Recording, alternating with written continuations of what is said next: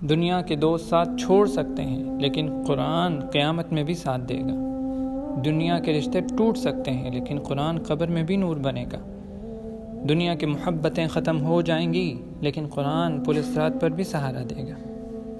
آج انسان کہتے ہیں میرے پاس کوئی نیک دوست نہیں ہے، کوئی میرے خیر خواہ نہیں ہے، لیکن اگر قرآن کو اپنا دوست بنا لو تو تمہارے ارد گرد نیک لوگ جمع ہو جائیں، کیونکہ قرآن صالحین کی صحبت عطا کرتا ہے، دل کو نیک بناتا ہے اور آنکھوں میں آنسو لے آتا ہے۔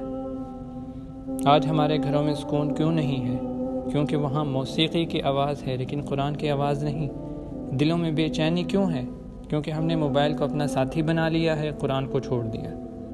اگر ہم چاہتے ہیں کہ دل مطمئن ہو، گھر میں برکت آئے، زندگی میں نور آئے، تو قرآن کو اپنی صحبت میں رکھنا ہوگا۔